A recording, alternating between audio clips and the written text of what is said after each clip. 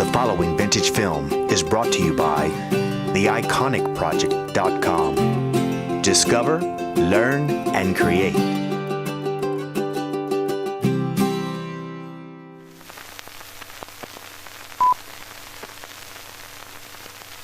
In order for you to understand the real significance of this new generation of cameras, I want to take you to the factory that we are building just for this camera. This is an entirely new kind of camera, designed in terms of the ideas we've had for 20 years, and the factory is designed in terms of that camera. While we are traveling, you'll have an unusual opportunity to see our buildings here and other buildings on the way to Norwood. And when we're in Norwood, I shall point out some of our other activities that we plan for that new site.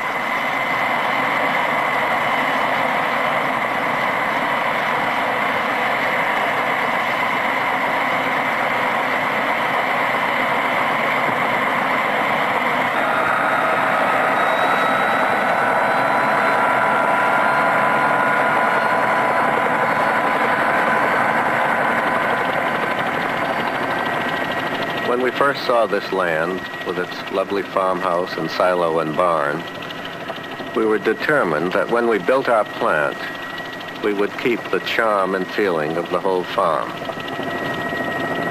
You will see in these buildings, which IMP designed for us, a very pleasant contrast between the modern and the old New England rolling countryside. These buildings are just coming into operation. The whole site is a continuous inspiration for all of those who work here and those of us in other parts of the company when we come to visit or to work here ourselves.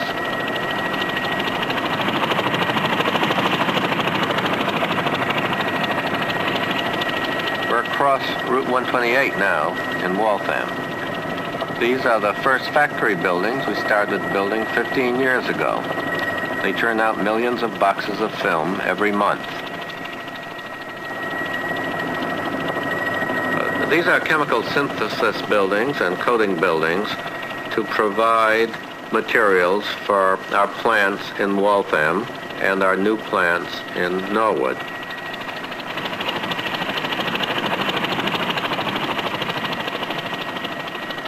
Here's a very interesting little building, the pilot plant for a much larger factory to come. Here we are learning to manufacture a new type of color negative for a new type of color film. The film will be used for a new generation of cameras that I will talk about later.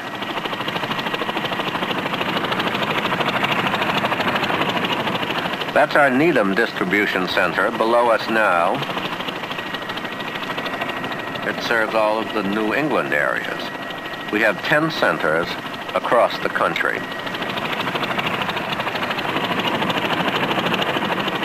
Suddenly we're across Boston with the Charles River just below on the other side of the Prudential Center there. We've been in Cambridge almost 30 years. We have buildings all over the city, offices, laboratories, including space in that modern complex called Technology Square, which houses our corporate headquarters. Seems a far cry from that little red brick building below. That was one of our first buildings. It still houses my own laboratory. Now, south of Boston and Cambridge, only a few minutes by air and about 40 minutes by expressway, we go on to New Bedford. This empty land, about 125 acres of it, is the site of what will be our new color negative factory, the beginnings of which you saw back in Waltham.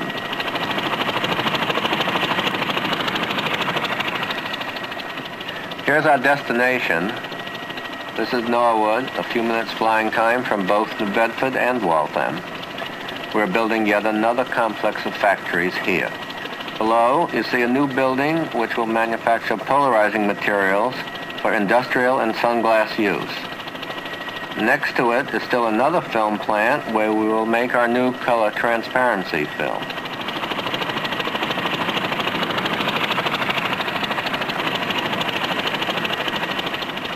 building on the left is the power station to serve the whole complex.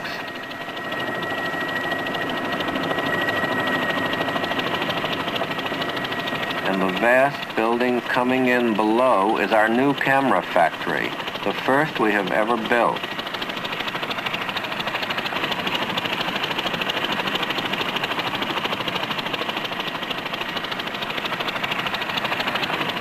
I want to land now and tell you more about the factory and the new kind of camera that will be manufactured here.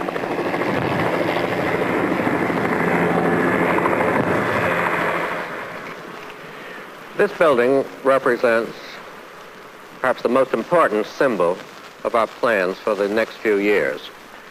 It will be the first building dedicated entirely to our camera production and operated entirely by us.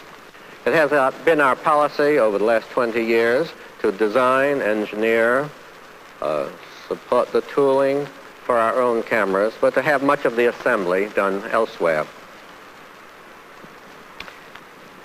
I shall tell you later why, although we intend to keep our suppliers and assemblers happy over the years, why the time has come for us to have a factory of our own. Before I do that, let us see what will be in this factory. The raw materials come in here on trucks. We're standing right here. They come down to these overhead storage areas in which enough material is stored overhead for a week's operation.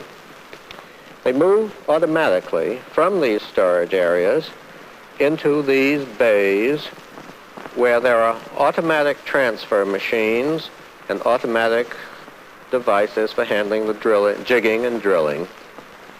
They move from there to this overhead conveyor, which takes them through electrophoresis baths for depositing very elegantly thin uniform layers of paint on the components. And then through the drying ovens and out toward the assembly lines. They move in this direction and then are joined with other frame components of the camera to give the whole frame assembly of the camera. Meanwhile, over in this region, the delicate elements, the shutter components, the integrated circuits, the fine wiring, are all being put together to give the photosensitive and light control components of the camera, which in turn move along this direction to join with the heavy elements coming in this direction. The camera will move from this position to an automatic packaging area and come out here completed. And as it moves from the line, the serial number will be associated with the operator. Perhaps even, as the Japanese do, the operator's name will be associated with the actual camera. So that forever after, that camera can be referred back to the person associated with the making of it. We feel that this kind of human participation results in much higher reliability and much deeper human satisfaction for the people involved in the operation. Of course, it must be supplemented by classical statistical quality control.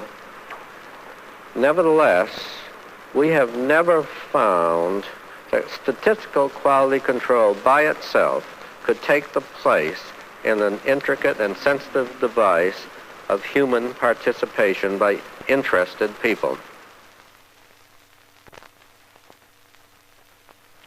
After seeing that layout of a magnificent modern factory, you're probably wondering why we chose this time to build a factory for ourselves. Why did we not do it sooner? Why are we doing it now?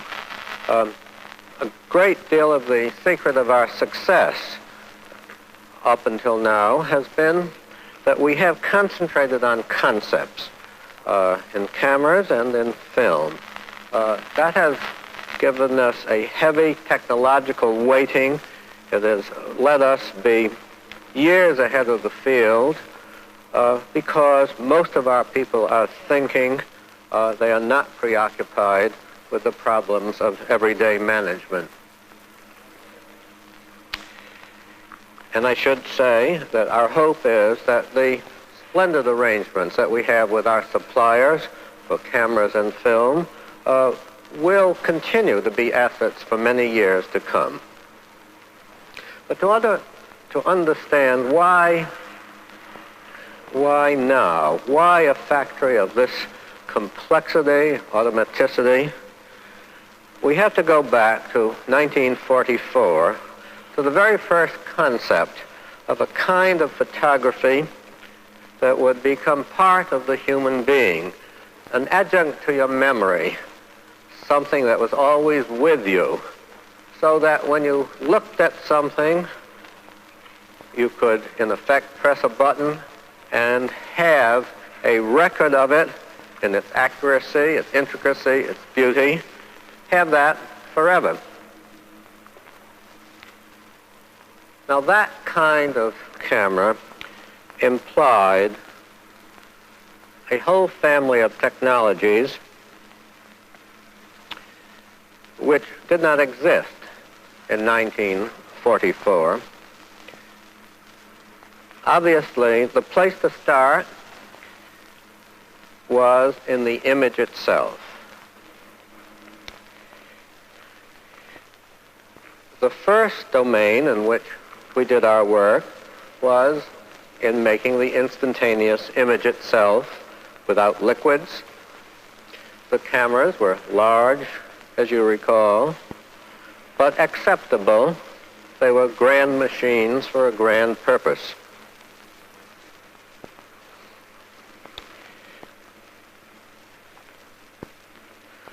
They were a long way from the dream which I used to talk about then of being able to take a wallet out of my pocket and perhaps open the wallet, press a button, close the wallet, and have the picture. In 1944, one would have thought that a camera that would do what the Color Pack 2 does would, if at all conceivable, cost perhaps $100.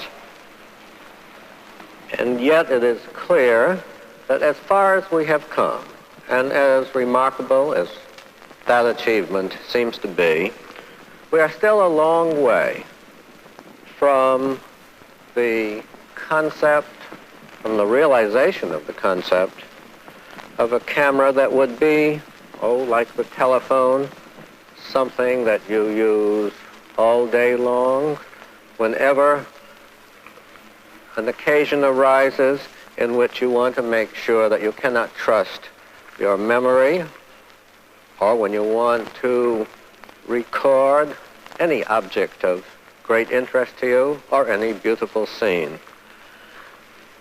A camera which you would use not on the occasion of parties only, or of trips only, or when your grandchildren came to see you, but a camera that you would use as often as your pencil or your eyeglasses. When we put all that together, the camera that we will be giving not only the United States, but the whole world in a few years from now, when this plant is operating, cannot be measured in value by dollars.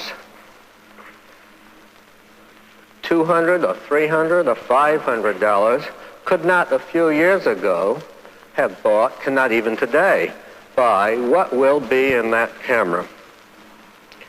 And yet, because we are making an integrated plant like this, we will be able to manufacture that camera at a cost comparable to our present pack cameras. Even then, with the technologies evolved, if they were not put together in a unified way, in a unitary operation like this, if we could not plan on millions and millions, tens of millions of these extraordinary devices, the camera would have to cost several $100s instead of several tens of dollars, cost to make. Now that then is why we have built this kind of factory. The factory in the camera and the film being a single unit. It's almost as if this factory is the camera, but compressed into the very compact device that you will soon be carrying with you a few years from now. The camera is the factory is the camera. I look forward to the time a few years from now when you come here to share with us the excitement and deep satisfaction of seeing all this in operation and at the same time starting to use our long-awaited ultimate camera that is a part of the evolving human being.